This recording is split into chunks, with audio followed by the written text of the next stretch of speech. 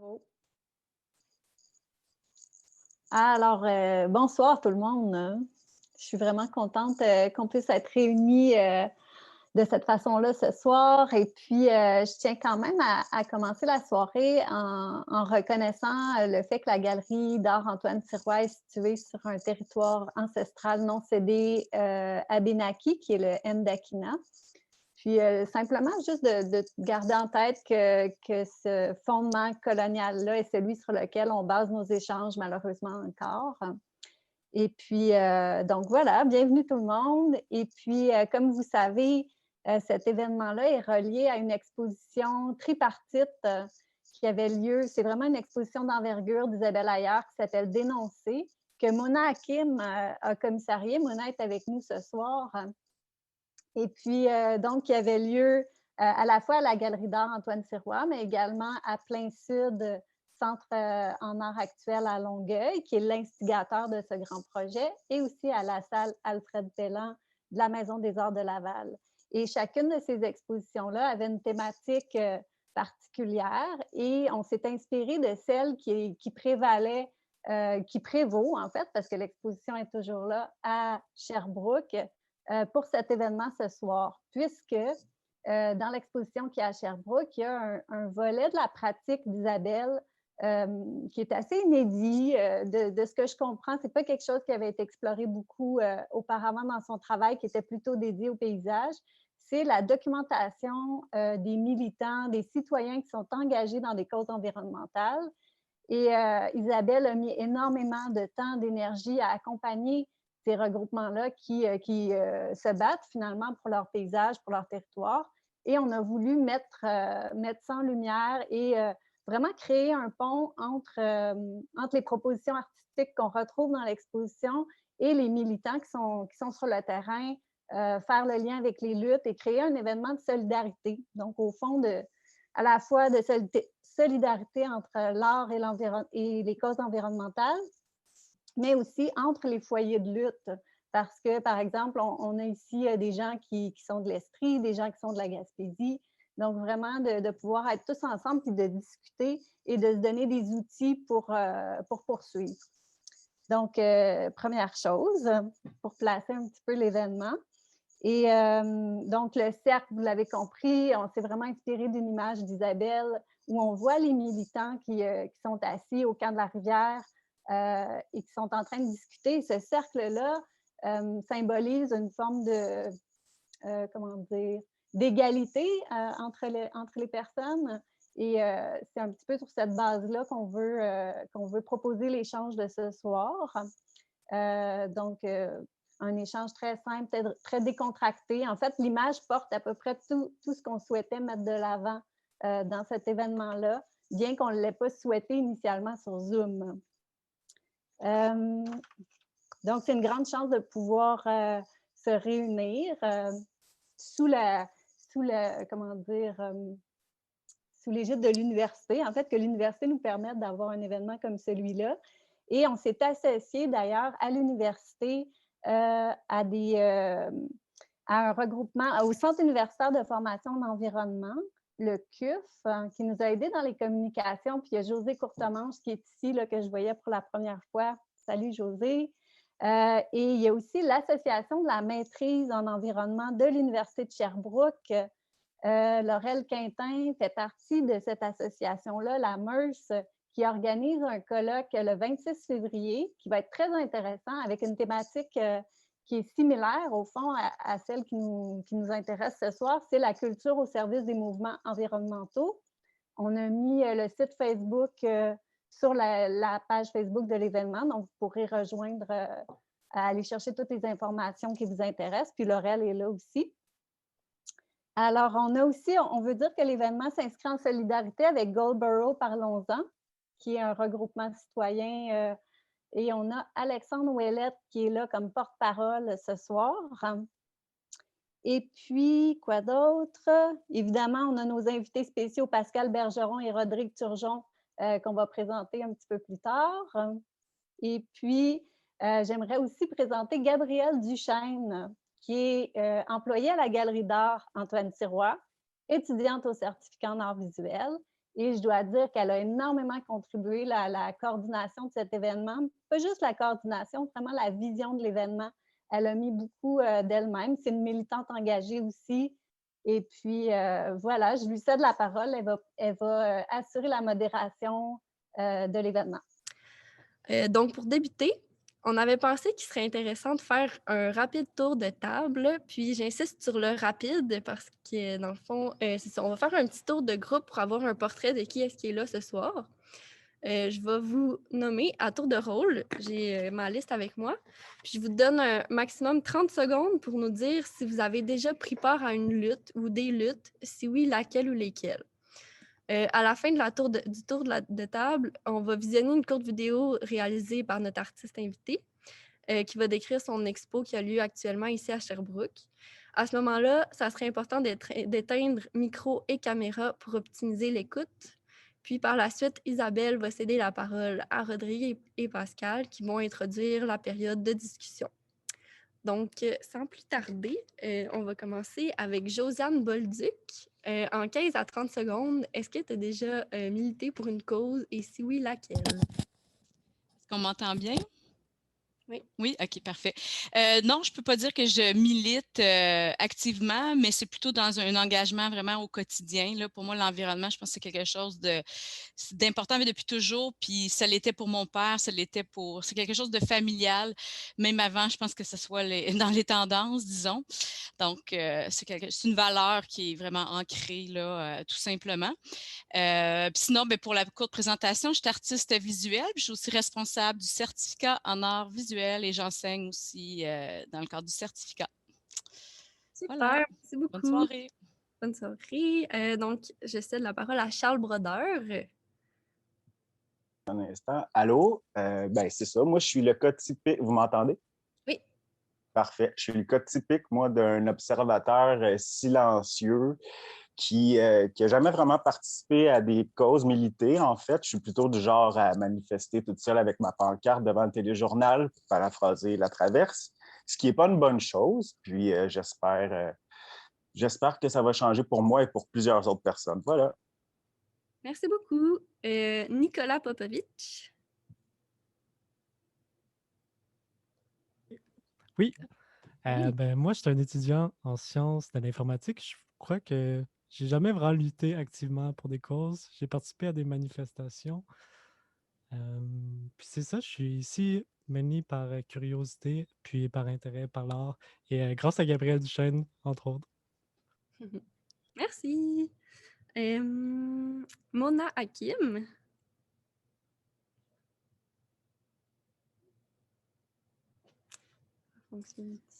Bon, excusez. Oui, alors c'est moi. Pas très... Je cherchais le micro. Alors, moi, je suis historienne, critique d'art et commissaire d'exposition. Je suis commissaire de l'exposition d'Isabelle. Et je n'ai jamais milité au sein d'aucun groupe. Par contre, mon champ d'intérêt, qui est la photographie, j'ai quand même une maîtrise en histoire de l'art, mais depuis plusieurs années, je m'intéresse plus particulièrement à la photographie et de plus en plus à la photographie documentaire. Donc, évidemment, enfin, particulièrement les photographes qui vont sur les lieux, qui s'investissent auprès d'une communauté, qui sont dans la durée aussi, qui participent avec les habitants du lieu. Alors, c'est mon champ d'intérêt. Et évidemment, parmi ces sujets extrêmement intéressants dont je suis très fière d'avoir collaboré, c'est le travail d'Isabelle, bien sûr. Super. Merci beaucoup. Fidélie, je pense qu'elle n'est pas là. Fidélie Camira. Non. OK. José Courtemanche. Oui, bonsoir. Non, j'ai pas participé comme militante, mais j'ai participé à des manifestations citoyennes. J'ai marché dans les rues de Montréal, de Sherbrooke, mais je peux pas dire que je m'étais impliquée d'une façon militante au sens d'avoir les deux mains dans l'organisation, là. Moi, je suis conseillère en communication, comme Caroline l'a dit tout à l'heure, pour le Centre universitaire de formation d'environnement et développement durable. Mais je suis aussi, on peut voir ici ma table de dessin dans le sable. Je suis une artiste du dessin dans le sable et je suis aussi conteuse.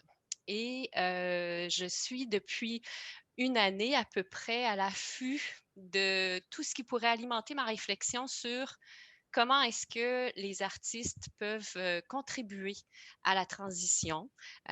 Puis comme conteuse, ben, je suis à la recherche finalement de nouveaux récits. Et voilà, j'ai lu différents ouvrages, puis je suis en train de faire une espèce de recension. Puis ce soir, moi, je suis ici pour être à l'écoute parce que je pense que tout ce qui va être dit, échangé pourra alimenter ma réflexion artistique dans ce cadre-là. Alors voilà. Merci. Luc Saint-Jacques. Oui, bonsoir, vous m'entendez? Oui. Alors, Luc Saint-Jacques, artiste en art visuel, je ne me définis pas comme militant, mais je suis quand même militant dans ma pratique artistique. Je suis un artiste qui touche à la nature depuis une vingtaine d'années dans des projets in situ. Donc, la nature est un peu comme mon terrain de jeu, si on veut. Alors, voilà. Merci beaucoup. Diane Goujon.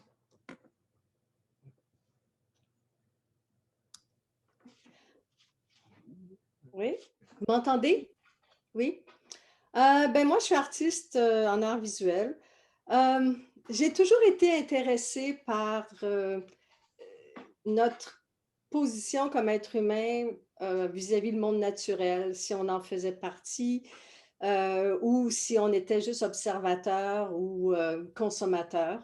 Et puis, un petit peu, je pense que c'est comme Josée Courtemanche, c'était un petit peu pour aller voir ce qui se faisait parce que je ne suis pas engagée comme militante, mais j'ai toujours été, je veux dire, j'ai participé à toutes les marches, je donne à des organismes qui, pour la protection de l'environnement, je m'emporte régulièrement, puis je convainc mes proches, mes voisins, de toutes sortes de choses. Et puis, je crois dans une action parfois qui est quotidienne. Alors, je voulais savoir qu'est-ce qu'on pouvait faire vraiment. Parce que des fois, je suis passablement désespérée. Alors voilà, ça c'est mon lunch qui arrive, je m'excuse. Je vais devoir... Voilà, c'est tout. Merci. Et le prochain, ça serait Luc Baudouin.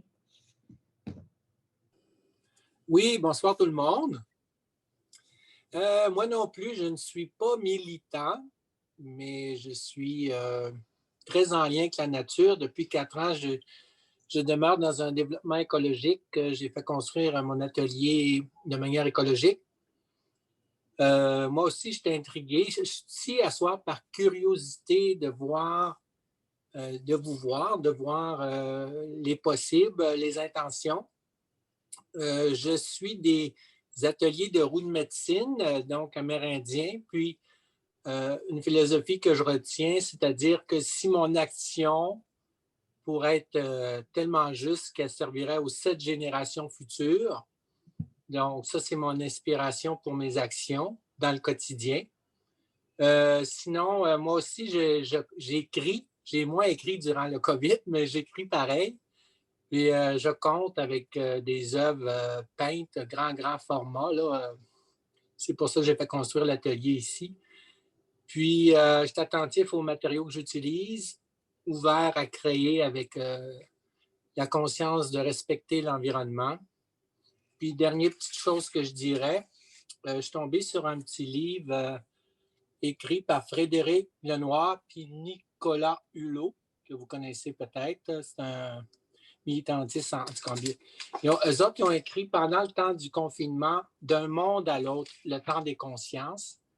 j'ai fait un petit regroupement parce que dans ce livre super positif, il voit le COVID comme un moment, une opportunité pour réfléchir justement à tous les systèmes actuels, dont l'environnement, puis les autres systèmes, comment ils fonctionnent.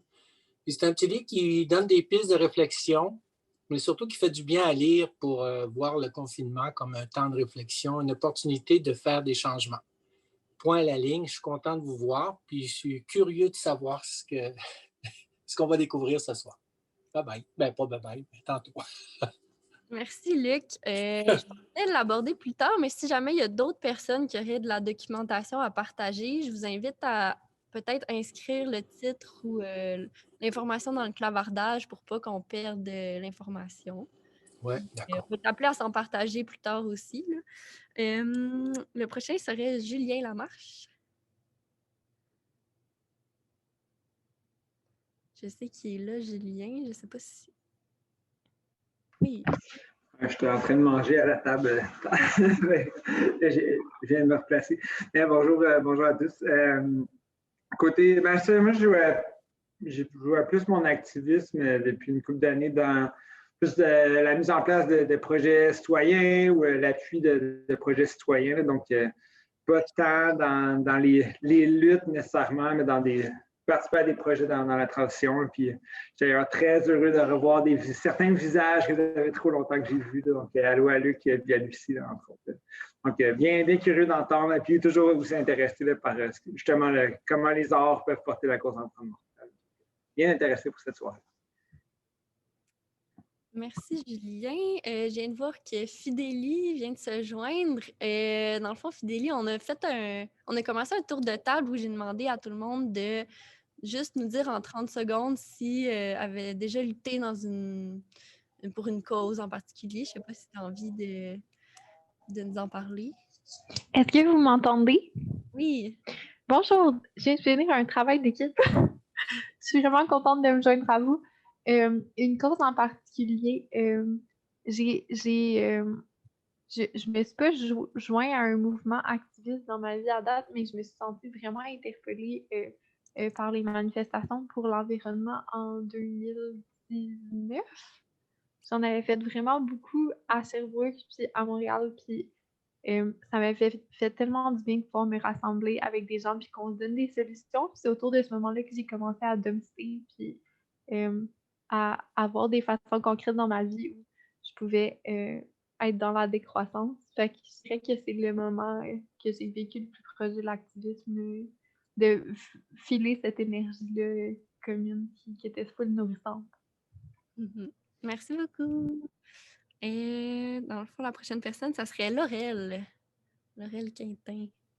Oui, bonsoir tout le monde. Je suis vraiment heureuse de voir qu'on est beaucoup.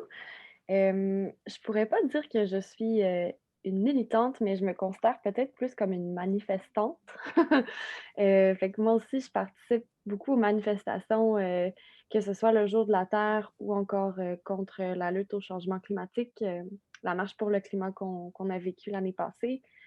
Je participe aussi dès que je peux ou autant que possible. Là, je signe des pétitions, j'essaie de faire entendre ma voix comme citoyenne. Puis, je crois aussi en les petits gestes, comme on a dit tout à l'heure. Fait que des fois, je me console en me disant que finalement, ça fait une différence si je marche plutôt que de prendre ma voiture ou que ça fait une différence si je prends une bouteille d'eau réutilisable au jour le jour. Fait que ça fait pas mal le tour. Sinon, je suis coordonnatrice du colloque dont Caroline avait parlé tout à l'heure. Fait que ça va me faire plaisir de répondre à vos questions et de vous y inviter prochainement. Merci. Constance Lavoie. Est-ce que Constance est là? Constance. Je ne crois pas. OK. Ensuite, j'aurais Evelyne Comtois. Oui. Allô, moi je suis artiste en art visuel, puis je dirais que mon activisme se manifeste beaucoup par ma pratique artistique, puis que j'ai un peu à naviguer en différents groupes environnementaux comme Extinction Rébellion, Mères au front, dépendamment de l'organisation des événements un petit peu. J'ai l'impression un peu comme tout le monde que c'est plus par des marches et tout que ça se manifeste. Fait que voilà. Merci beaucoup, Evelyne. La prochaine, c'est Rachel Comtois. Allô? Moi, le militantisme, en fait, je me prépare à ça tranquillement, mais je dirais qu'au quotidien, je veux dire, je vais essayer de faire attention à mes habitudes de vie et tout, mais je viens de m'intégrer au regroupement Trovette Montérégie. Là, on est en éducation populaire, puis on va organiser des mobilisations et tout. Dans le fond, on veut essayer de faire adopter, moi je suis à Saint-Jean-sur-Richelieu, là, on veut essayer de faire adopter une motion sur l'urgence climatique par le conseil de ville, fait que tranquillement ça s'organise. Super, merci Rachel. Guy Boudreau. Oui, bonjour. Moi, je suis de Lavaltrie, donc sur la rive nord de Saint-Laurent, entre Montréal et Trois-Rivières, vis-à-vis Joliette. Donc, mon militantisme a pris forme, s'est amplifié quand il y a eu le projet Énergie Est qui passait sur notre territoire. Donc, on a formé un comité citoyen, le CVH Lavaltrie, comité vigilance hydrocarbures. Et à travers ce combat-là, mais ça m'a permis de rencontrer des gens dans tout la Naudière et ensuite dans tout le Québec, qui est tous des groupes citoyens qui militaient contre la venue de ce projet-là. Donc, c'est là que j'ai rencontré plusieurs des personnes qui sont là aujourd'hui. Ensuite, mais ça continue avec le projet GNL, mais aussi avec le regroupement Vigilance Hydrocarbures Québec. Il y a eu une tournée de la Gaspésie où il y a eu des conférences organisées où Monique Rondeau, justement, a participé. Et donc, ça m'a permis de croiser aussi Pascal Bergeron, parce qu'il y avait le camp de la rivière qui était en place à ce moment-là. Ça s'est continué aussi avec la venue du projet GNL Québec. C'est là que j'ai rencontré Rodrigue. On est allé faire un peu de kayak et de canotage sur l'Aricana en compagnie d'Isabelle, que j'ai croisée à travers les mouvements citoyens, mais dont je connaissais la production depuis longtemps, parce que je m'intéresse beaucoup à l'art, surtout à l'art contemporain. Donc, c'est une passion, ça, en parallèle des gestes là, que je peux accomplir pour l'environnement. C'est à peu près ça. Merci beaucoup, Guy. La prochaine que j'avais, c'était Nicole Obomsawin. Je crois qu'elle n'est pas arrivée. Ensuite, Alex Ouellette. Ah, ben OK. Bonjour tout le monde. En fait, moi, je me considère comme un activiste, un militant.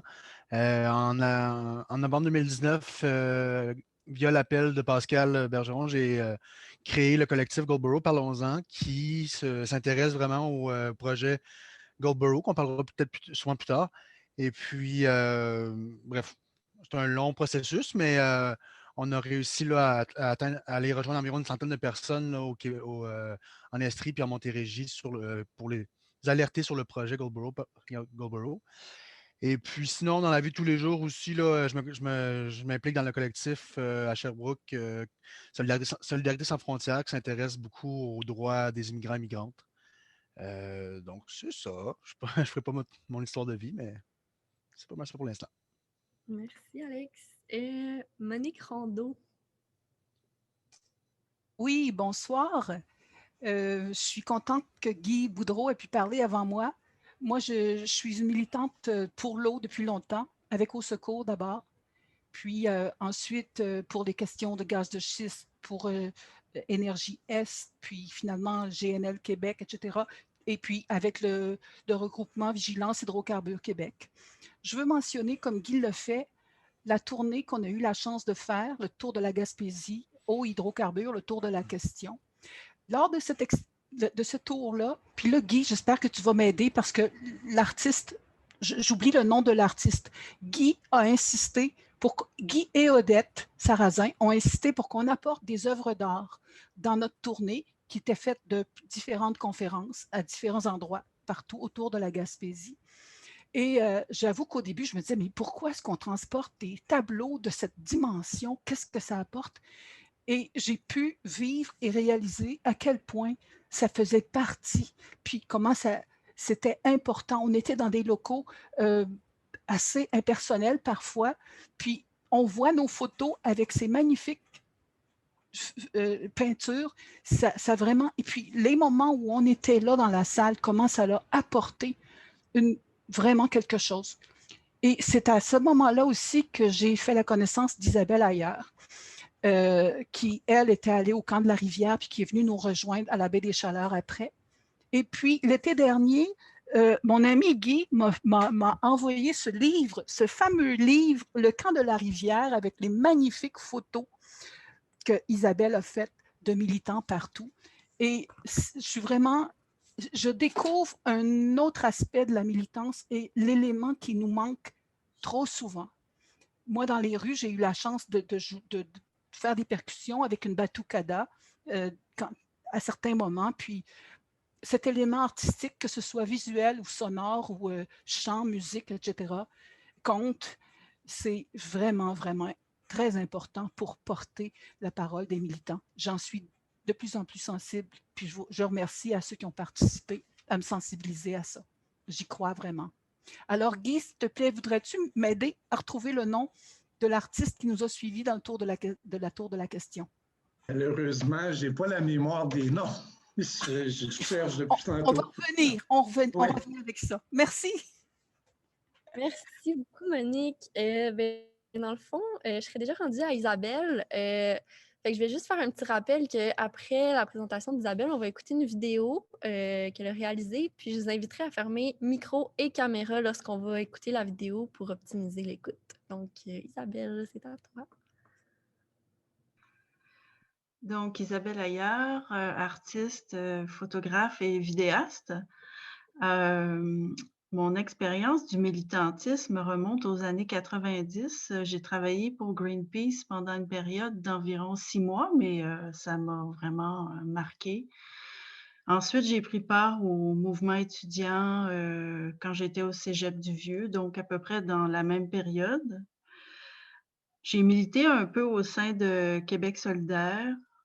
J'ai rejoint des groupes aussi comme Citoyens sous haute tension, le RVHQ, donc le regroupement Vigilance Hydrocarbures du Québec, le camp de la Rivière. J'ai participé à l'événement sur la rivière Aricana avec Rodrigue. Ces dernières expériences-là, c'était toujours à titre de photographe. Donc, je documentais ce qui se passait. C'est une forme de militantisme aussi, mais comme artiste. Donc, merci Isabelle. On va lancer la vidéo qui va nous montrer l'expo qu'il y a ici à Sherbrooke. Donc, quand tout le monde aura éteint sa caméra et son micro, on va commencer.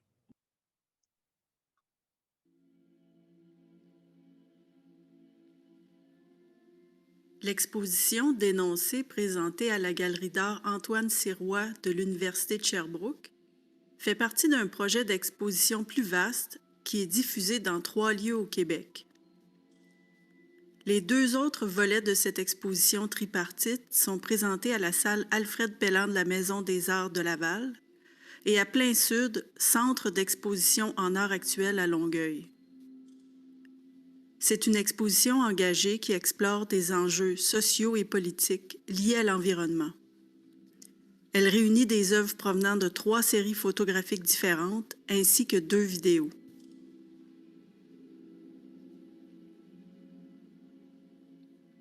La série photographique Underworlds a été amorcée en 2008 et c'est un projet qui est toujours en cours. Je sonde divers plans d'eau en utilisant un caisson submersible dans lequel j'insère mon appareil photo.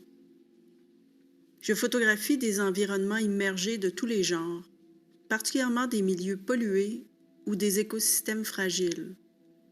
Ce sont des vues de l'intérieur qui créent un rapport de proximité entre nous et les écosystèmes aquatiques. Mes photographies nous rapprochent de ces milieux en nous plongeant dans leur situation.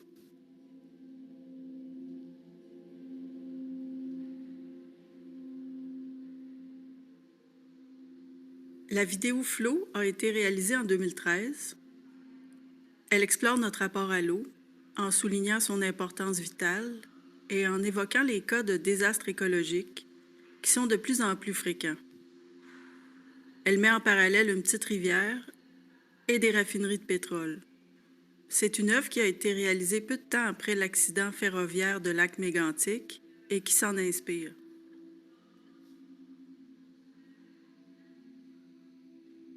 Pulse est une courte vidéo réalisée pendant la grève étudiante québécoise du printemps 2015. Elle fait référence aux luttes sociales revendiquées par les militants étudiants. Ce mouvement de contestation avait été qualifié de grève sociale à l'époque. Il englobait différents enjeux politiques et environnementaux et dénonçait les mesures d'austérité néolibérales.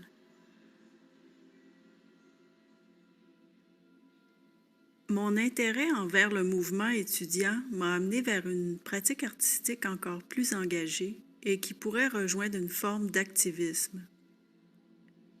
J'ai commencé à documenter des regroupements de citoyens qui revendiquent une meilleure protection des paysages et de l'environnement et qui défendent leur coin de pays. J'ai réalisé 2 corpus d'œuvres sur le sujet avec 2 livres photographiques qui les accompagnent. Ce sont des projets qui examinent la façon dont nous habitons et gérons le territoire. Dépaysé est une série photographique que j'ai réalisée en 2016-2017. Elle porte un regard critique sur les paysages façonnés par l'hydroélectricité au Québec et témoigne des luttes citoyennes liées au développement de cette industrie. C'est un projet réalisé dans plusieurs régions de la province. J'ai photographié plusieurs groupes dans Lanaudière, Laurentides, Montréal et sur la Côte-Nord.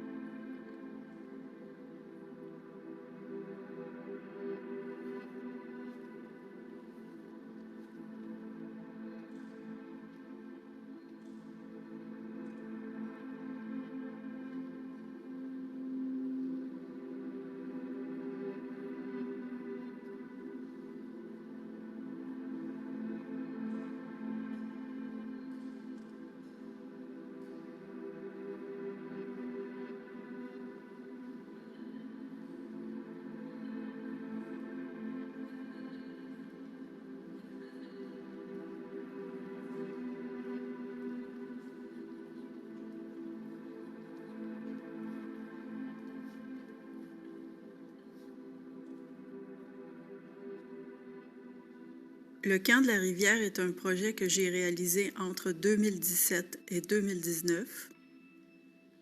Cette occupation citoyenne est installée sur un chemin forestier qui menait à un site d'exploitation d'une compagnie pétrolière en Gaspésie. C'était un mouvement autonome qui demandait l'arrêt des travaux de forage dans la région et renseignait la population sur les risques liés à l'exploration et à l'exploitation des hydrocarbures. Elle a duré près d'1 an et je suis allée rejoindre les militants à quelques reprises. En Amérique, les lois sont favorables à l'extractivisme et l'industrie est subventionnée à même les fonds publics, ce qui pousse les citoyens à s'organiser pour dénoncer la situation et proposer des visions alternatives.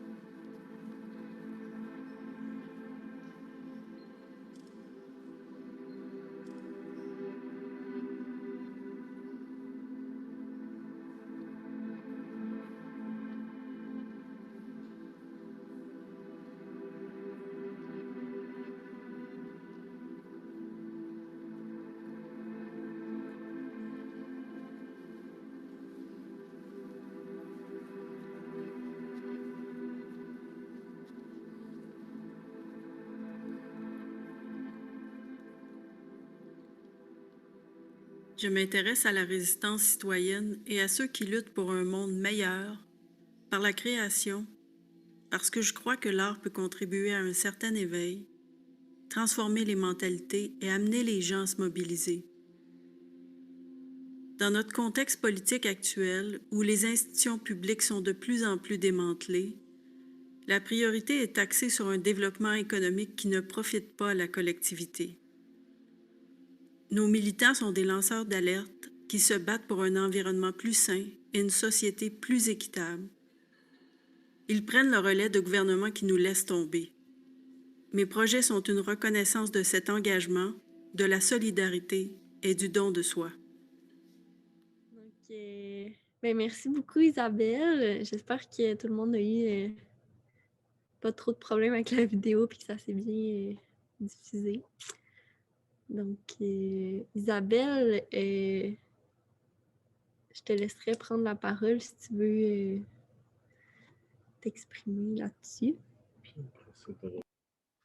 Moi, je vais surtout introduire Pascal et Rodrigue qui vont parler ensuite. Simplement dire que je les ai rencontrés, donc j'ai rencontré Pascal au Camp de la Rivière à plusieurs reprises. Je l'ai revu aussi à Montréal lors d'une action que j'ai documentée. Et donc de 2017 à 2019 pour Pascal. Et Rodrigue, j'ai rencontré en 2019. J'étais avec Guy, justement, on est allés ensemble pour documenter la manifestation sur l'Arikana.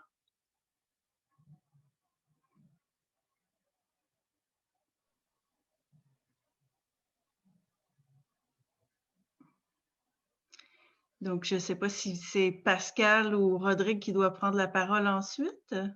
Pile ou face? Rodrigue. OK. Ben, écoutez, moi, j'ai encore des frissons là, du vidéo d'Isabelle. Je ne sais pas comment vous l'avez vécu, vous, mais je voulais d'emblée là, souligner là, le travail extraordinaire qu'Isabelle fait, puis la démarche surtout derrière ça. Je trouve que c'est vraiment exemplaire. Puis moi, souvent, les gens qui s'impliquent avant d'arriver sur nos parcours respectifs, là, on entend souvent ça me donne espoir pour l'avenir et tout ça. Puis des fois, ça vient un peu avec un certain poids là, de voir que les gens pourraient regarder certains de leurs contemporains en juste espérant que ces gens-là continuent leur travail puis se dire ça l'allège ma conscience de savoir que d'autres font un travail. Des fois, ça peut venir un peu lourd à porter ce sentiment-là, mais assurément, je crois que le regard artistique qui est mis par le travail d'Isabelle de façon aussi sérieuse, poignante puis sensible, je pense que ça permet de communiquer vraiment là, le vrai visage de ce qu'est être militant. Je crois qu'il y a beaucoup de tourments dans cette existence-là que des gens... Quand les gens adoptent ce mode de vie-là, il y a beaucoup de doutes, de craintes. Moi, c'est ce que j'ai vu dans le visage des gens dont Isabelle fait le portrait. Mais oui, l'espoir, c'est pas simplement ça, je crois. C'est très nuancé, les émotions qui peuvent nous habiter. Et je trouve, moi, c'est ce que j'admire dans le travail d'Isabelle, d'arriver à capter ces instants-là d'émotions aussi riches et variées, autant en joie, autant en douleur, autant en volonté. Ça, c'est pour moi quelque chose que j'admire au plus haut point. Et aussi, ça, c'est pas juste parce qu'il y a le mot espoir qu'on nous accole des fois, mais il y a aussi le mot courage. Mais je pense que c'est au-delà de ça. C'est une volonté que les gens qui se lèvent affichent, puis c'est dans leurs existences. C'est pas juste du courage. Je pense que c'est une façon d'être, tout simplement. Et ça, je le vois beaucoup dans son travail, Isabelle, mais j'ose quand même utiliser le mot courage parce que moi, je vois beaucoup dans la démarche d'Isabelle cette approche-là de critiquer les plus grands de ce monde dans le monde extractiviste, autant dans le monde des hydrocarbures. De notre posture québécoise, des fois, on pourrait sembler que ça va de soi et que c'est aisé, mais on sait que ce n'est pas le cas, même chez nous. Pascal en sait quelque chose d'un bout de la province. Nous, on le voit ici à l'autre extrémité en Abitibi. Mais aussi, Isabelle, comme on l'a vu dans ces photos, s'adresse directement là, à Hydro-Québec, là, de l'espèce de fleuron vert de notre province, puis arrive à brosser un portrait qui est très, je crois, courageux. Là, le terme est peut-être faux, là, mais qui, à mon sens, est essentiel là, d'avoir cette remise en question-là de ces grands projets d'infrastructure. Donc voilà, c'était les premiers mots qui m'habitaient là, suite au visionnement de vidéo. On nous a demandé de faire une brève présentation de nous. Là. En fait, je peux commencer par d'où je suis. En fait, comme j'ai volé le punch tantôt en vous disant que je suis en Abitibi, mais comme ça a été dit en introduction, il faut souligner que c'est un territoire Anishinaabe non cédé. Et moi, je suis très fier d'être né ici en Abitibi. Je suis né à Amos. Je vous parle présentement de Val-d'Or et à un jet de pierre là, de notre appartement dans le quartier historique là, de Val-d'Or où la ville a été fondée par des prospecteurs et des directeurs de mines à toute fin pratique. Il y a évidemment une mine en fonction à peine à un jet de pierre de chez nous. Ils ont construit un gros talus de roche pour pas qu'on voie la mine, mais on sent très bien sa présence sous nos pieds. Pourquoi je vous parle de mine? C'est parce que de notre point de vue géographique, c'est certain que les mines, c'est ce qui occupe le plus clair de nos activités militantes. Là. On s'entend qu'on est dans le paradis minier du Québec, qui est un paradis minier mondial en soi. Donc, ça nous tient occupés. Mais pour remonter là, plus loin en arrière, moi, je suis né ici. Mes parents viennent de l'extérieur de la région, puis pratiquent tous les deux dans le domaine de la santé. Je pense que ça m'a donné une situation idéale pour pouvoir être bien ancré dans le milieu sans être trop, si on peut dire, corrompu par l'influence de l'extractivisme qui, à une poignée de main, là, nous rattrape là, ici chez nous. Là, on est tout le temps une poignée de main de quelqu'un qui travaille dans l'industrie minière, forestière ou autre machine extractiviste. Pour ma part, mes parents étant dans le domaine de la santé, j'ai pu grandir en étant un peu détaché de cette réalité-là.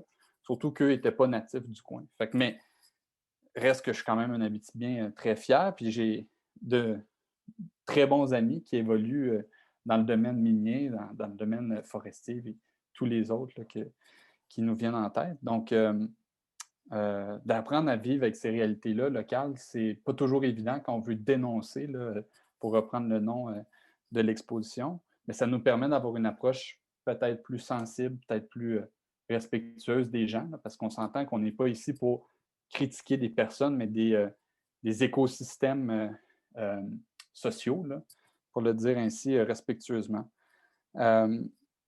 Donc, c'est ça. Moi, j'ai grandi à Amos jusqu'à 19 ans, l'âge où je devais aller c'est pas vrai. J'ai fait une année. En fait, j'ai commencé mon cégep à Amos. Après, j'ai fait une session à Montréal, au collège Jean de Brébeuf. Je suis retourné à Amos une autre session après. J'étais peut-être moins dans ce moule-là, il faut croire. Et suite à ça, je suis allé me réfugier à Sherbrooke, où j'ai eu la chance de vivre de très belles années au bac en droit. J'ai aussi eu un parcours en biologie. On faisait un programme bac maîtrise en droit et sciences de la vie combinées. C'était formidable. J'ai vraiment aimé ça. La moitié des cours, c'était en droit, l'autre dans la faculté des sciences.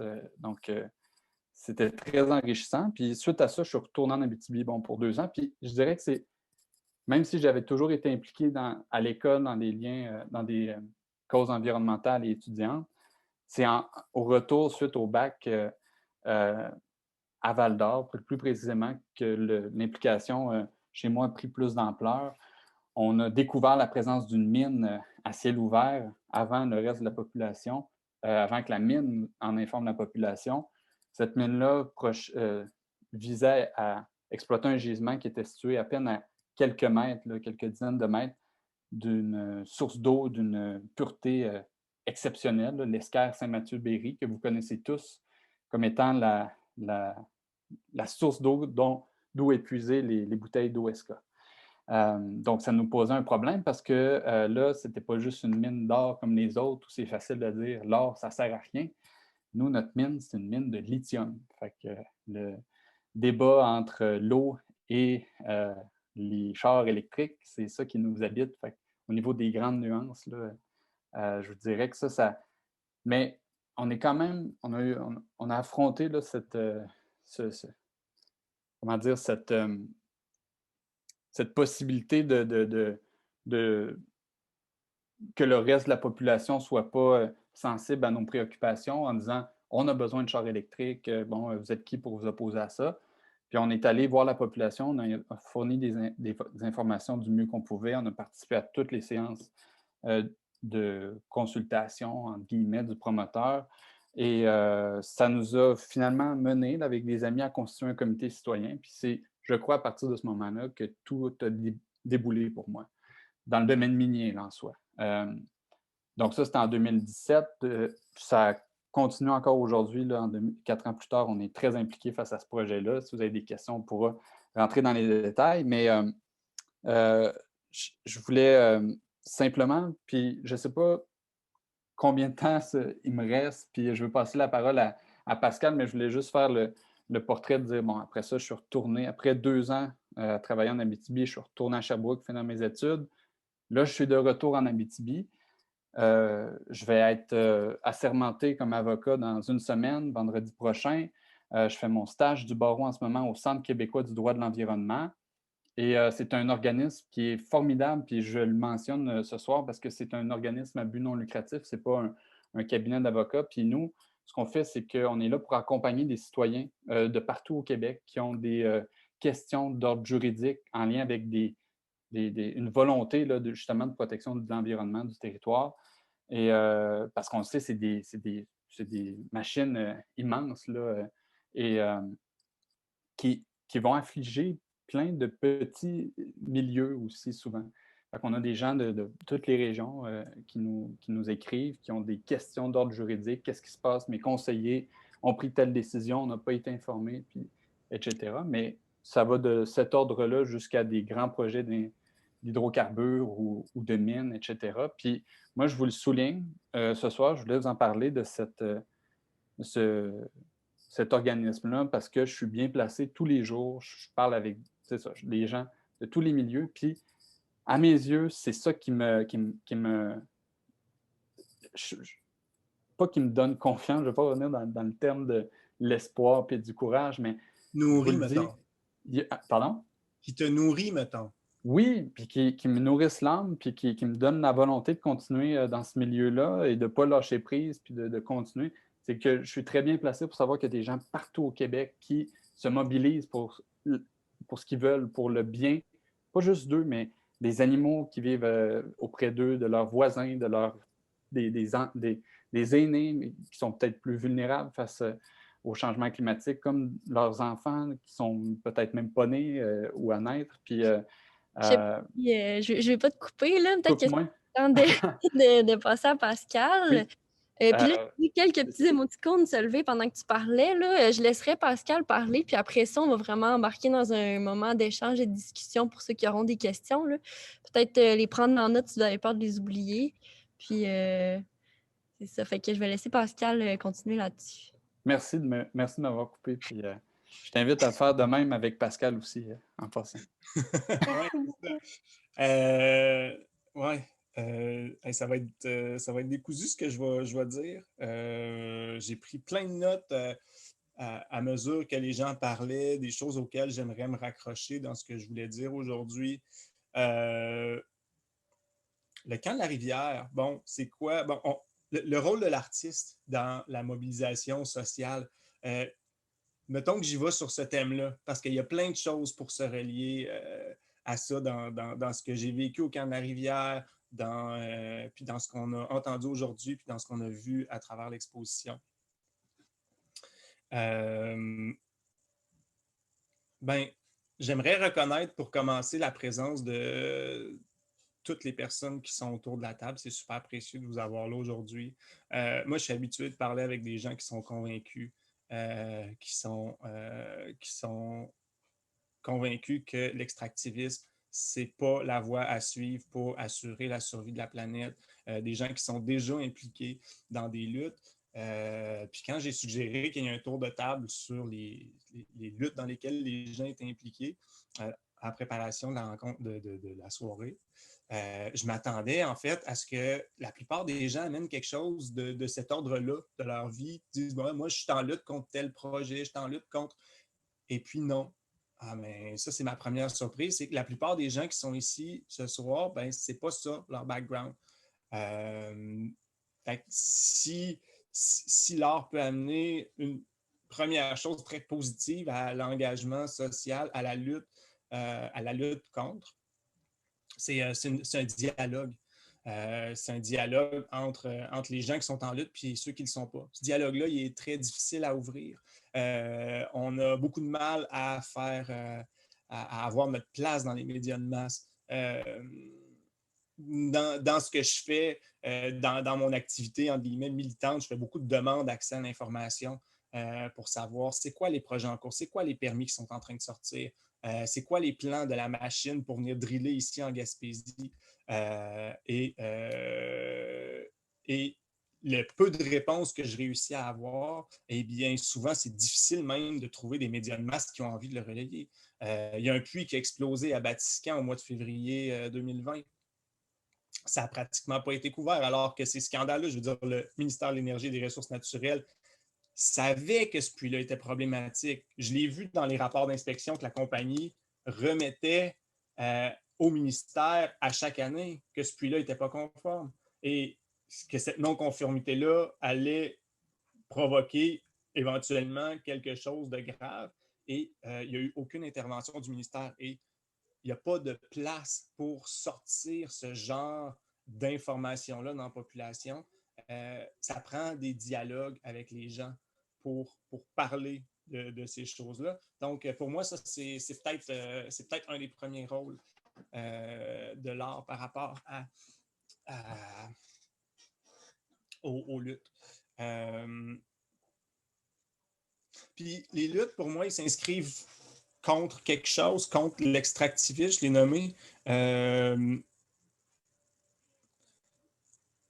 L'extractivisme, c'est cette idéologie-là qui règne comme quoi faut casser de la roche, ça prend de l'énergie pour extraire quelque chose, pour produire de la valeur. La culture, avec 1 million de dollars, produit beaucoup plus d'emplois que le pétrole et le gaz. Mais dans l'idéologie dominante, on met le gros du financement vers casser de la roche puis sortir du matériel. Et le gros de cet argent-là finit par aller dans des paradis fiscaux. Quand on fouille l'économie de tout ça, c'est ce qu'on finit par découvrir.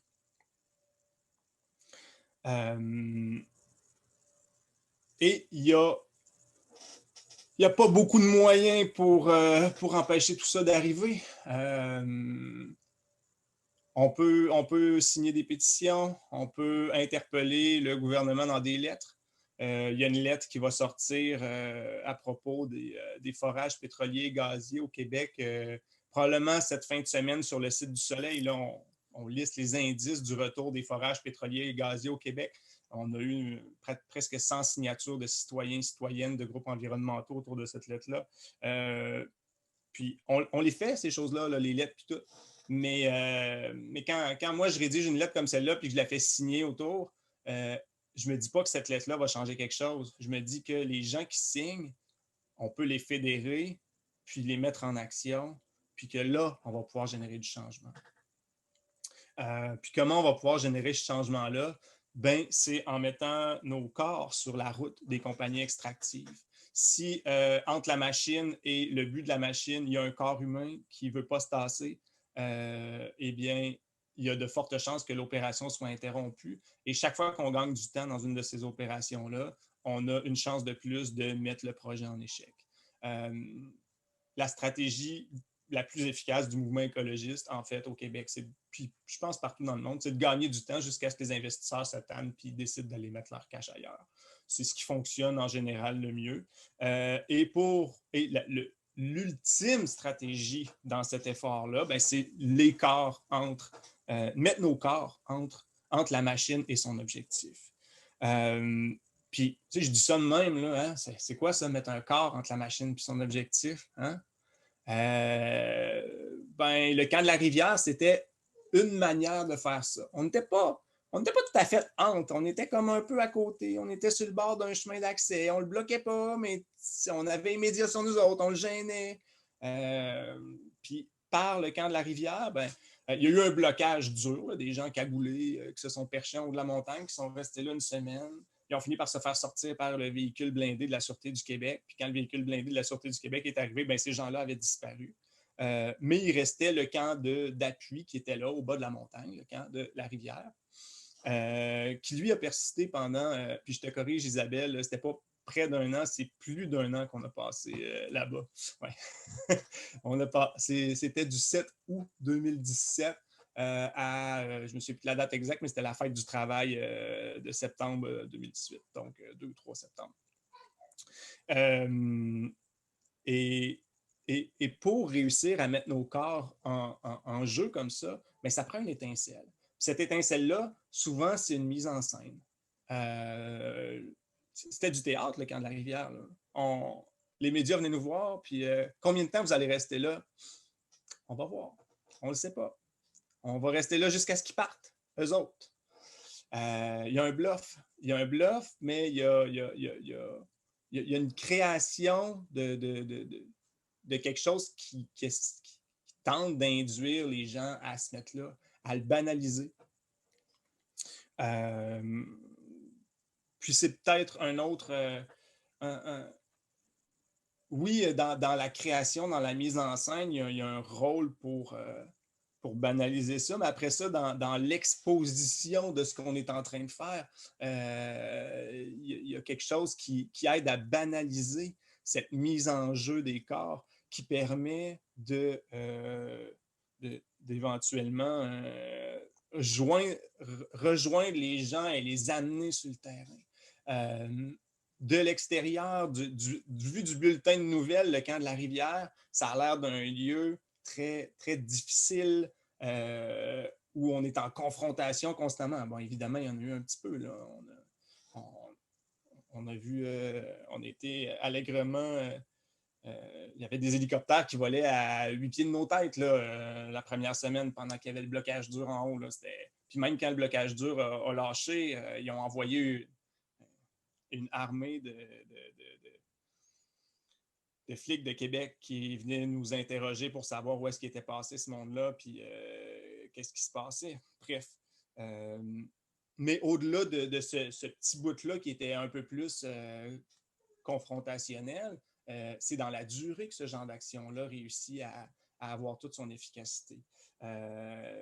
Puis, pour être capable de durer, eh bien, il faut banaliser ce genre d'opération-là, rendre ça simple.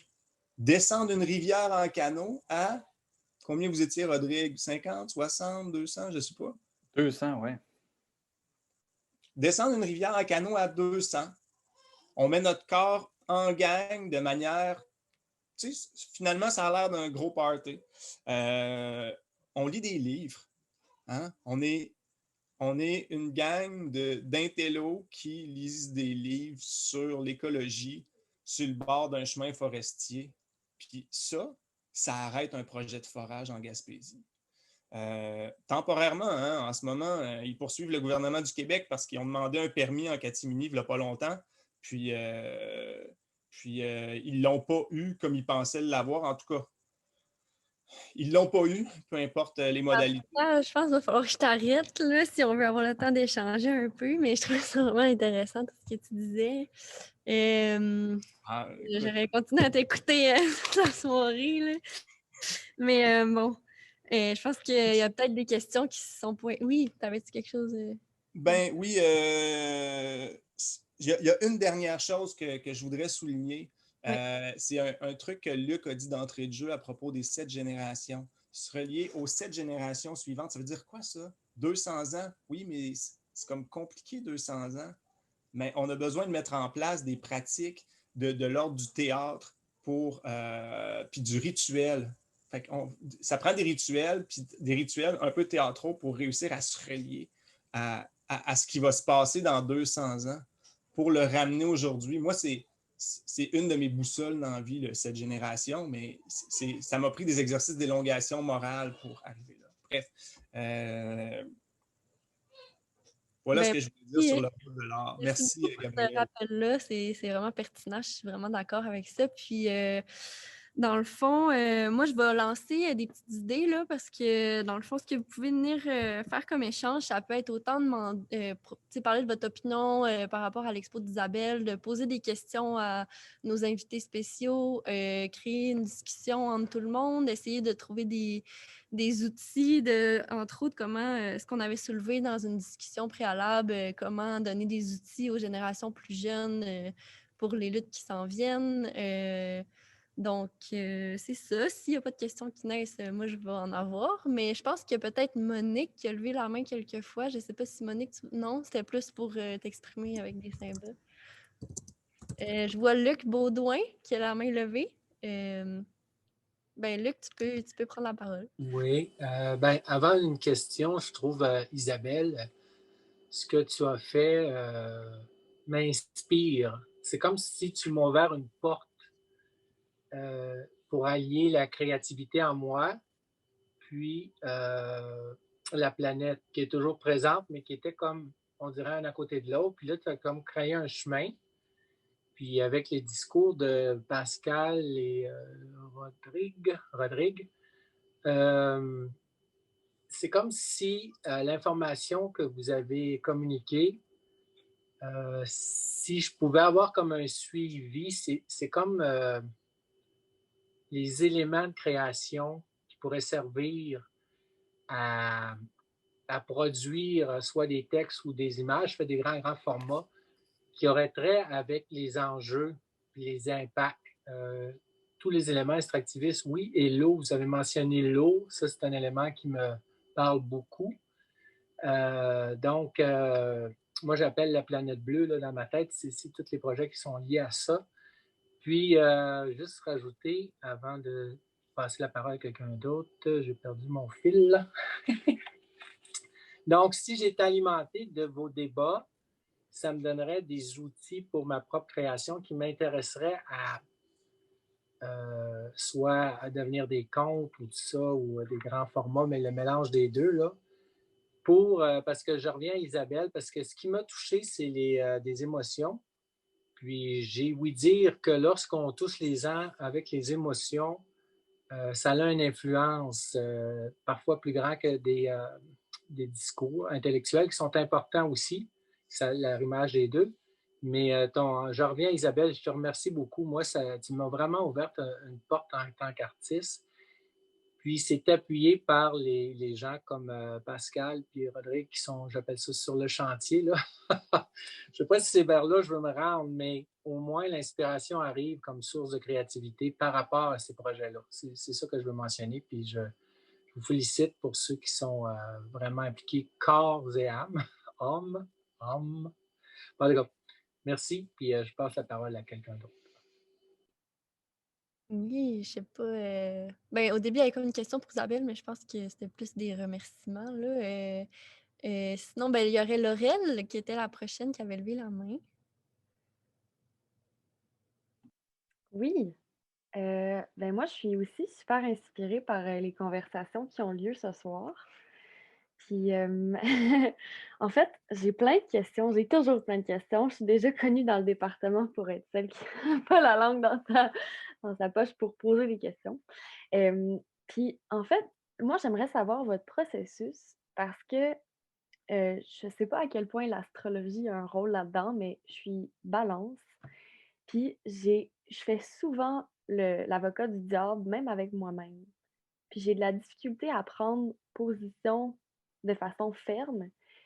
envers quelque chose, malgré le fait que j'étudie en environnement puis que j'ai quand même une position face, disons, au changement climatique ou d'autres enjeux semblables. Fait que je voudrais savoir comment, en tant que militant, vous arrivez à rester convaincu de votre point de vue, parce qu'en plus, ça doit être confrontant. Je m'imagine la presse, je m'imagine les différentes parties prenantes là, qui sont contre vous. Fait que comment vous arrivez à être convaincu de ce que vous faites, puis de, ouais, peut-être juste de garder cette idée-là dans le temps? On dirait que c'est de quoi que j'ai de la misère à faire, parce que j'ai un côté idéaliste, mais j'ai aussi un côté qui est réaliste, puis je me dis, ouais, mais là, on a des besoins, on a des... Fait que c'est ça, peut-être vous entendre là-dessus.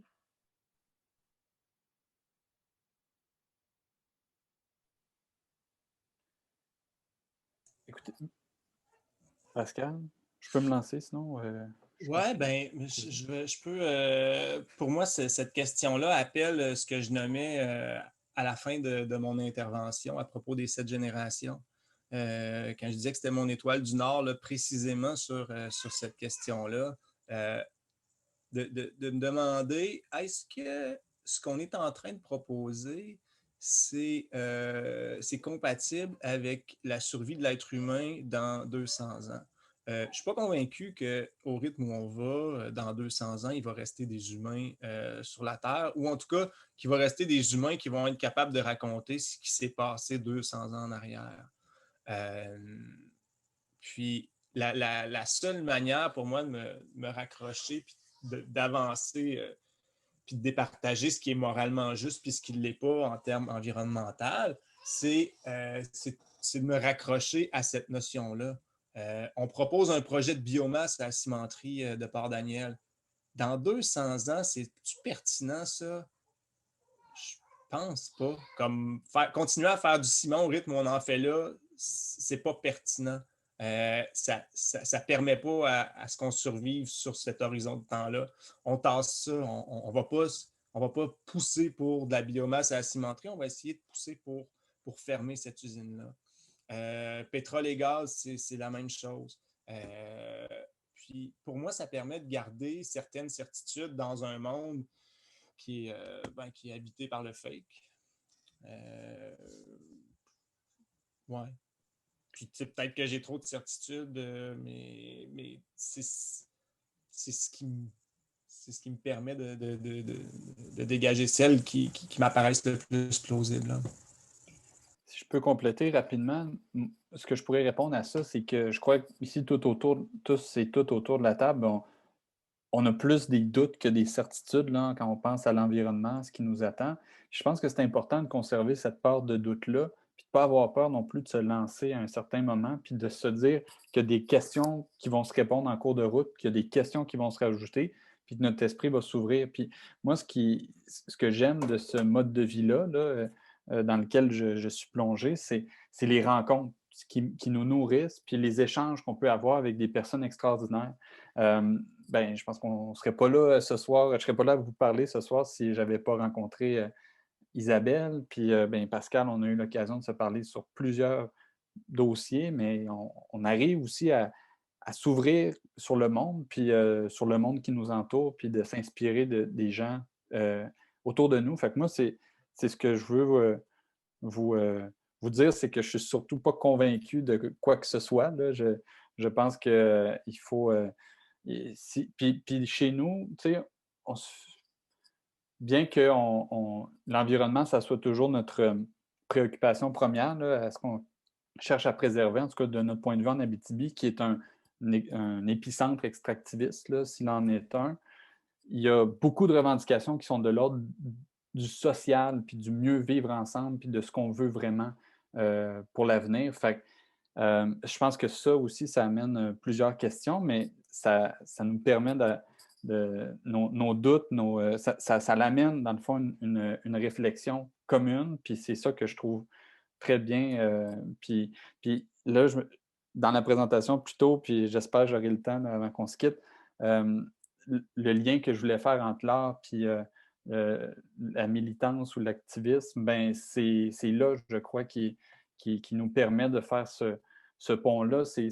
c'est d'exprimer des émotions, comme on l'a dit, des craintes, des doutes, des préoccupations, mais surtout de s'adresser à un public très large, très diversifié. Puis c'est dans ces échanges-là, dans ces discussions-là, comme ce soir on a, qu'on grandit, qu'on avance. Fait que moi, c'est un peu ça. Il y a un réalisateur qu'on adore, nous, notre gang en Abitibi. Je ne sais pas si vous le connaissez, Pierre Perrault, qui était un peu à l'image d'Isabelle là, dans une époque précédente, qui faisait le portrait de personnages à grandeur humaine, mais très humblement aussi ancrés dans leur milieu. Puis ça, c'est quelque chose de fondamental. Puis les récits, ils sont là pour des artistes de s'inspirer de ces personnages inspirants-là, des contemporains, que ce soit les personnes qui étaient près de Baie-Saint-Paul, là, à l'île aux Coudes, juste en avant, qui essayaient de préserver leur milieu de vie sur la chasse, là, à la chasse aux cétacés, que ce soit sur la Côte-Nord avec la chasse aux caribous, en Abitibi avec le royaume perdu là, qui nous attendait. C'est des récits là, qui sont imagés, théâtraux, mais qui sont vrais surtout. Fait que, voilà des sujets d'inspiration artistique sans fond là, qui nous habitent toujours. Donc, voilà, fait qu'aucune certitude pour ma part. Merci, Rodrigue. Je vais juste, j'appuie tout à fait ce que tu viens de dire. C'est tout à fait, effectivement, et ce qui est formidable, c'est que Pierre Perrault a inspiré beaucoup de jeunes photographes et de jeunes vidéastes, justement en faisant du documentaire près des gens. Il y a de plus en plus de photographes qui s'investissent là-dedans et Pierre Perrault est leur source d'inspiration. Et je pense que c'est extrêmement important de s'accrocher à ces personnages-là, inspirants, parce que c'est, comme tu le dis, c'est un travail de communauté.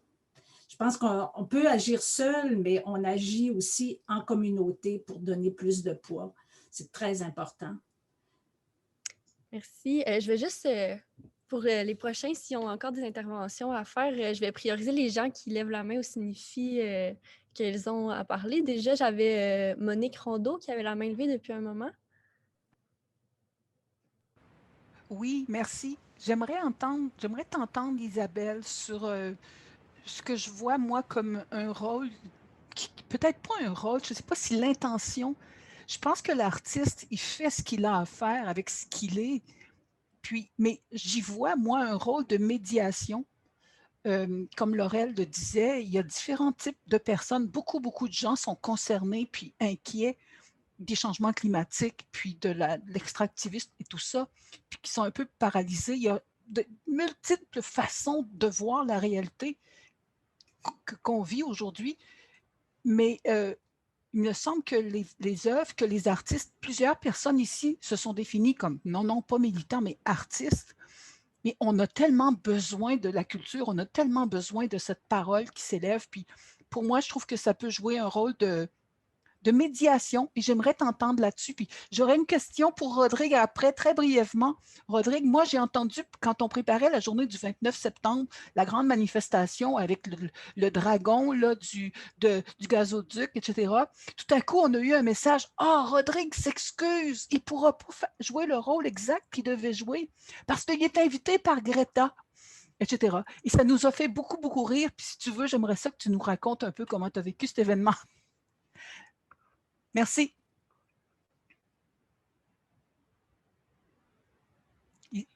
Ben, je vois aussi, comme tu dis, Monique, qu'il y a un rôle de médiation. Je pense que c'est d'amener le message aussi à l'extérieur d'un cercle militant pour aller rejoindre d'autres gens. Et je pense aussi que ça humanise beaucoup les militants. Donc, tantôt, je pense... est-ce que c'était Luc qui parlait de l'émotion ou de... J'ai un peu... ouais. Donc, oui, c'est ça aussi, d'aller rejoindre par l'émotion, de faire des portraits de gens qui sont très humains aussi, donc, et de les rendre sympathiques de montrer que c'est du monde comme nous autres aussi. Ça, je pense que ça peut... parce que des fois, il y a certaines personnes qui peuvent mal percevoir aussi le militantisme, se dire « Ah, c'est une gang d'anarchistes » ou je ne sais pas trop, ou en fait, c'est un peu illégal ce qu'ils font. En même temps, ça renseigne, ça humanise, ça amène l'émotion. Ça amène un visage très humain et ça permet aussi d'archiver des images de la lutte. Aujourd'hui, il y a beaucoup d'images qui circulent. Par contre, très facilement, on peut faire des assez bonnes photos avec des cellulaires. Je pense que ce qu'un regard d'artiste un peu plus exercé peut apporter, puis là, je ne fais pas du tout de hiérarchie, là, c'est un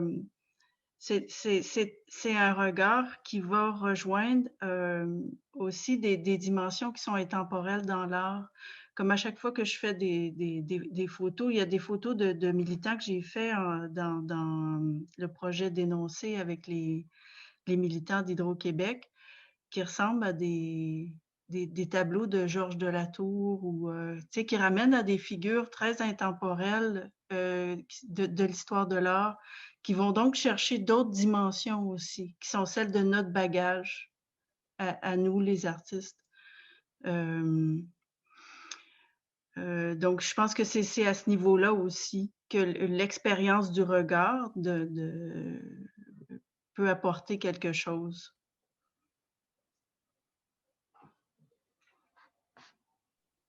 Comme on m'a interpellé directement, là, je prends juste 30 secondes, je ne veux pas faire du name dropping, mais Greta Thunberg, j'ai rencontré à 2 occasions, une à Montréal puis une à Madrid à la COP 25. Mais dans les 2 fois, je ne pense pas qu'elle se souvienne de moi. Ce n'était pas son invitation personnelle, c'était plutôt un concours de circonstances. Mais je le souligne quand même parce qu'à Montréal, j'avais été sélectionné dans un groupe de 15 jeunes autochtones, 15 jeunes allochtones. Moi, je suis allochtone. On avait eu une formation de 2-3 jours avant sur justement comment arriver à peut-être un peu mieux rallier les luttes autochtones, allochtones dans le monde de l'environnement. Ça a très bien fonctionné en ce qui me concerne parce que j'ai trouvé ma copine à cette formation-là. Laura, on est encore ensemble depuis. Donc, mais plus sérieusement, là, c'était une belle occasion, je crois, d'avoir des liens. Puis on était justement dans une galerie d'art le plus clair de notre temps à cette formation-là, à Montréal. Mais depuis, là, puis pourquoi je nomme ma copine, ben ça m'a ouvert sur toute cette riche culture-là, Innu, là, millénaire, puis la préservation des traditions qui sont tellement ancrées dans notre territoire. Puis ben, la langue, c'est la langue du territoire, là, on s'entend.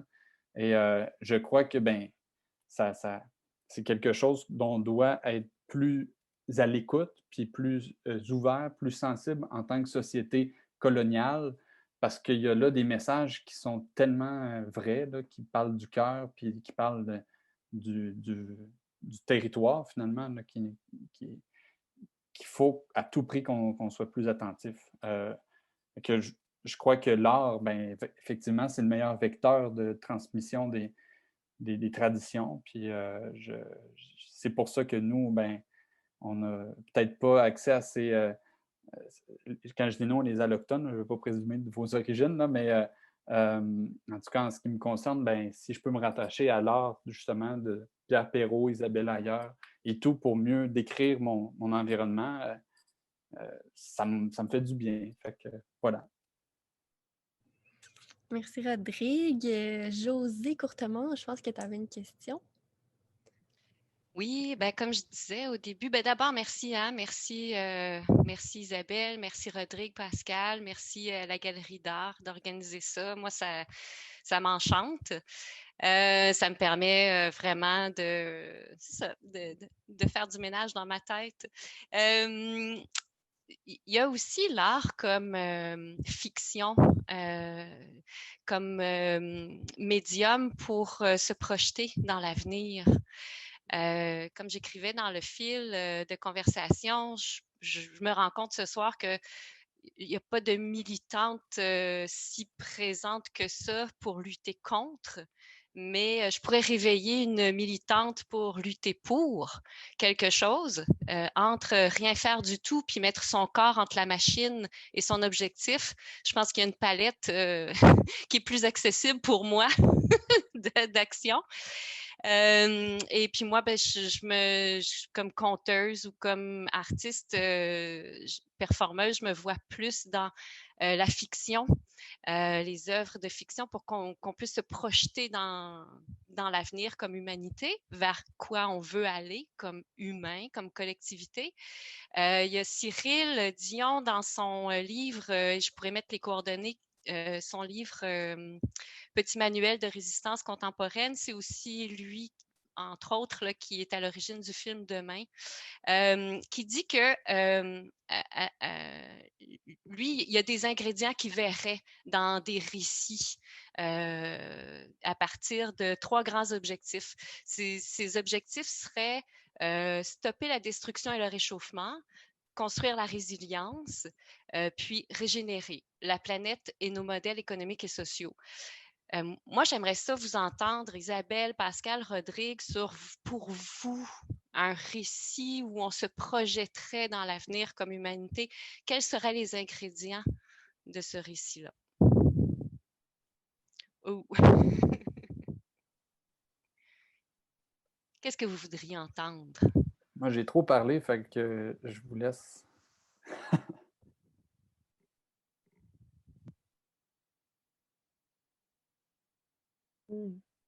Mais la question n'était pas dirigée vers moi, là, mais moi, j'ai de la difficulté à m'imaginer, en fait.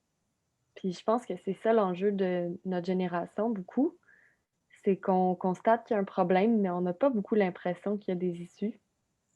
Fait que je dirais que c'est comme le côté noir de l'imagination qui revient un peu plus ou qui prend le dessus des fois.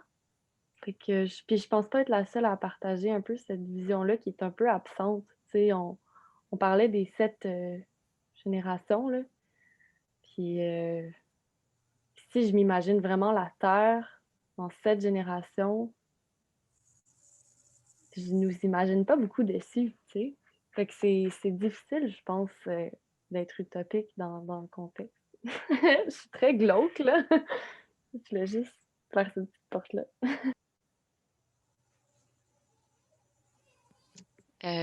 Naomi Klein, elle dit vers la fin de son livre, croire que l'avenir n'est pas écrit d'avance, qu'on peut devenir ce qu'on a le courage d'imaginer. Je suis là-dedans, moi, là. Fait que Laurel, je suis là-dedans. Je veux qu'on l'imagine ensemble. Ce qu'il y a dans... C'est ça, dans 200 ans.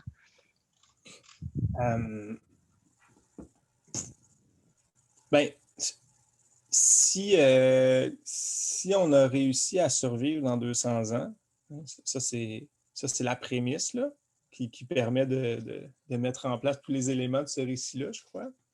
Si on a réussi à survivre dans 200 ans, c'est parce qu'on va avoir abandonné le mode d'élection qu'on connaît. On n'élira plus des dirigeants, on va les tirer au sort. Puis ça a l'air farfelu peut-être comme proposition. Alain Deneau en parle dans ses conférences. Il y a vraiment de quoi rattacher à ça, là. La principale qualité de quelqu'un qui se fait élire, c'est d'être capable de prendre le pouvoir puis d'avoir envie de l'avoir. Puis déjà, ça, c'est problématique en notre monde. Puis c'est la première chose qui fait en sorte qu'un gouvernement, un État qui ne nous a jamais servi réussit à se maintenir. Et n'importe quel parti organisé est corruptible. Fait que s'il y a quelque chose pour moi, un des récits qu'il y a à construire, c'est un récit de la beauté d'avoir des gens indifférenciés qui prennent les décisions pour l'ensemble. On n'est pas capable de se mettre 8 millions au Québec pour tout décider, là. Il faut qu'il y en ait qui prennent les décisions, mais il faut que ce soit des gens qui viennent du peuple puis qui ont le désir de s'informer et qui ne sont pas noyautés au sein d'unités politiques très définies. Donc, ça prend des gens tirés au sort pour rendre le monde dans lequel on vit révolu. Je donne une des composantes peut-être de si on est pour survivre dans 200 ans. Il y en a plein d'autres, là. Je vais prendre l'occasion parce qu'on est déjà, ça tire bientôt à sa fin quand même déjà. J'aimerais donner la parole à Alex qui pourrait nous parler, nous diriger un peu vers des actions concrètes à faire localement en Estrie, notamment avec son groupe. Donc, Alex, je te laisse la parole. En tout cas, j'aurais aimé que cette discussion-là qui venait juste de se passer se poursuive plus longtemps parce qu'il y avait quand même matière à rêver. Là, mais bon, je vais essayer de faire un pont intéressant avec ce qu'on a créé en Estrie. En fait, humblement, comme personne, moi, j'avais envie d'avoir un projet qui allait me nourrir puis qui allait me permettre de lutter contre les changements climatiques. Mais des fois, les changements climatiques, pour moi, sont tellement la lutte envers ou pour le changement global, c'est difficilement malléable. Donc, la possibilité d'avoir un projet concret comme le projet Goldboro, en fait, on va mettre un petit peu plus d'informations sur le projet, là, qui est un projet de gaz naturel d'extraction, de transport et d'exportation, me permettait d'avoir la chance de pouvoir bâtir plus facilement une collectivité autour de ce projet-là. Donc, pour en parler un petit peu plus, là, bon, c'est un projet qui vise finalement à extraire une quantité assez importante de gaz naturel en Alberta, en Gaspésie aussi, dans le coin de chez Pascal, et puis dans les États de la Pennsylvanie, dans le sud, dans l'est des États-Unis, si on veut, pour le transporter jusqu'en Nouvelle-Écosse, sur la côte est canadienne, et l'exporter vers l'Allemagne. C'est un projet qui n'est pas aussi avancé que GNL Goldboro l'est au Saguenay. Donc, ça nous permettait d'avoir la possibilité d'informer la population, des alerter sur la venue de ce projet-là chez nous. Pourquoi l'Estrie est comme plus amené à se mobiliser dans ce dossier-là? C'est que pour transporter tout le gaz naturel, ils doivent passer par les pipelines qui sont existants à travers le Canada. Et puis, grâce au talent de Pascal, il a su avoir l'information comme quoi que le gaz naturel passerait par le pipeline qui est déjà existant en Estrie et en Montérégie, qui s'appelle le TQM, le Trans-Québec maritime, en fait. Donc, à partir de cette information-là, on a pu soulever et s'informer et créer assez d'informations avec ce qu'on avait de la part de la compagnie Pierre-Aidé pour mener une campagne. Donc là, on est à peu près au mois de juin 2019 environ, où on commençait la campagne. Et puis, je vous dirais, le plus beau là-dedans, c'est que moi, je ne suis pas un expert du tout de gaz naturel. Ça a été beaucoup, beaucoup, beaucoup d'éducation populaire, puis ça a toujours été le moteur de du collectif, c'est-à-dire de ne pas se prétendre comme des experts, mais bien de soulever des questions, d'aller à la rencontre de d'autres humains qui ont vécu soit la première construction du pipeline dans les années 90 en Estrie, et de voir avec eux autres comment on pouvait, comme société ou comme collectivité, bâtir un mouvement. Et puis, somme toute, ça a été quand même fort enrichissant. Je dis faire un petit peu du passé parce qu'on dirait que avec la pandémie, ça a comme créé une certaine cassure, ou en tout cas, peut-être pas une cassure, mais plus un moment de repos, peut-être. En tout cas, on le prendra comme on peut. Mais j'ai quand même bon espoir qu'il y a encore un momentum, puis il y a quelque chose de beau qui s'en vient au printemps. Donc, ceci dit, dans les faits concrets, ce qu'on a réussi à réaliser en 2020, en tout cas 2019-2020, c'est d'aller à la rencontre de trois différentes communautés qui sont au passage du pipeline. Puis là, j'aurais dû le nommer dès le départ, mais l'hypothèse sur laquelle on s'est construit comme collectif, c'est que pour faire passer tout le gaz naturel, ils devront construire un deuxième pipeline ou scinder, si on veut, le pipeline qui est présent pour en construire un deuxième plus gros à côté. Parce que les besoins de la compagnie versus la capacité existante du pipeline bon, en tout cas, bref, disons ça comme ça, le pipeline qui est déjà en place ne suffira pas pour faire passer tout le gaz naturel pour le projet. Donc, ceci dit, on est allé à la rencontre là, des citoyens et citoyennes de Quaticook. Ben, au début, on était à Sherbrooke. On a fait Sherbrooke en premier. On a fait Salcombe. Ça a bien parti la campagne. Ensuite de ça, on a fait Quaticook. Et après ça, on est allé voir les gens de Bromont, la région de Granby. Et puis, après ça, on avait plein d'idées pour aller à Magog. Après ça, aller dans le coin de Sainte-Julie. Ben, ça s'en viendra au courant des prochains, peut-être plus à l'été là, ou au mois de septembre.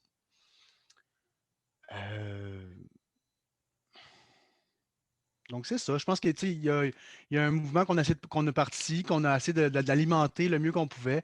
On a réussi au plus fort là, du collectif. En ce moment, on est à peu près à 10-12 personnes là, qui se rencontraient de manière mensuelle environ là, pour discuter autant des projets à venir que comment on peut faire pour mieux documenter, d'aller créer une solidarité avec d'autres groupes aussi là, au Québec. Et puis, ça fait du bien. Il y a vraiment un sentiment d'agir pour le bien, je pense, à travers tout ça. Puis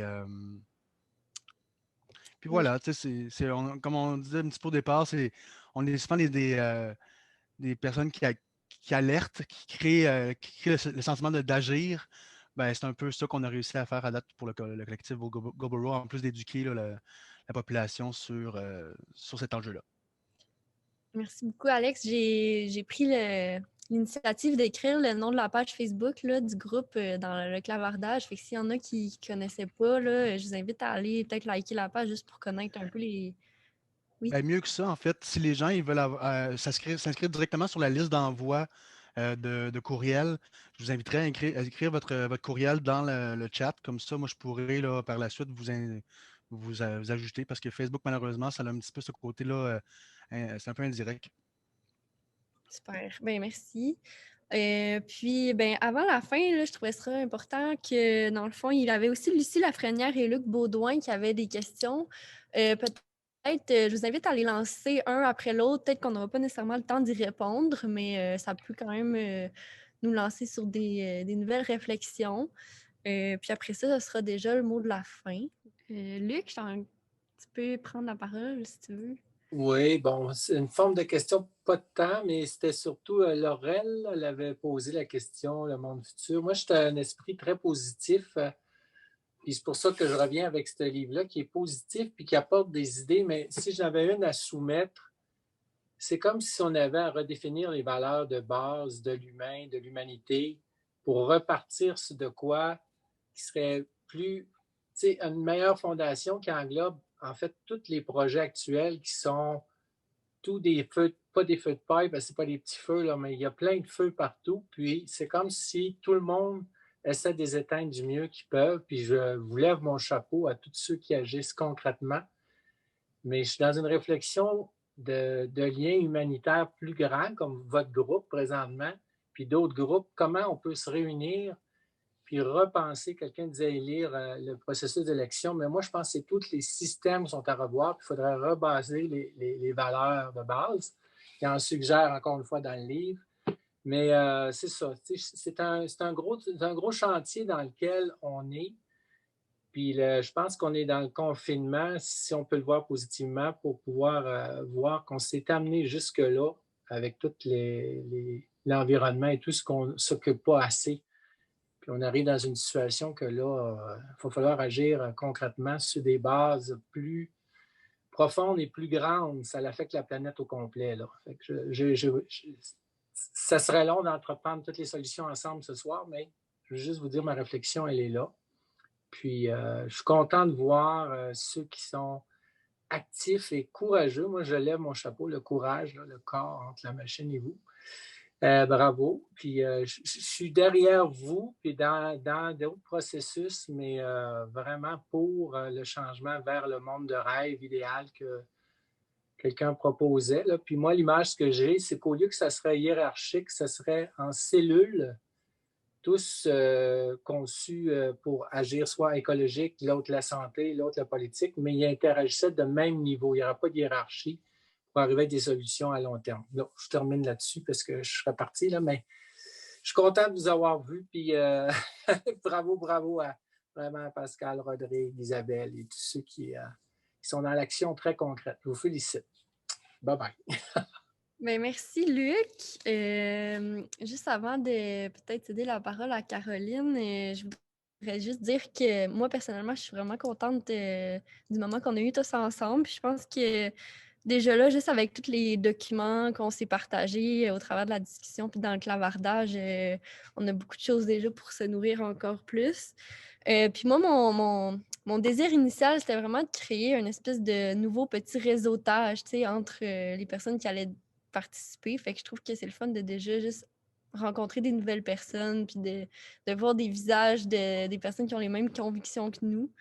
Puis moi, ce que j'ai pu retenir, en tout cas, c'est que moi, je pratique plus peut-être du côté de l'art, fait que j'ai pu retenir que essayer d'établir un dialogue avec un public plus large en essayant de transmettre certaines choses que moi, je sais par rapport à l'extractivisme, par exemple, ben, ça peut être déjà un pas de plus en avant. Fait que j'ai l'impression que le public ce soir, c'est peut-être un peu plus des gens du milieu artistique. Fait que si on pouvait tous un peu prendre l'engagement de diriger notre travail vers ça, ça serait déjà une certaine vague qui se créerait. Fait que merci beaucoup à tout le monde pour votre participation puis votre prise de parole. Guy Boudreau qui lève la main.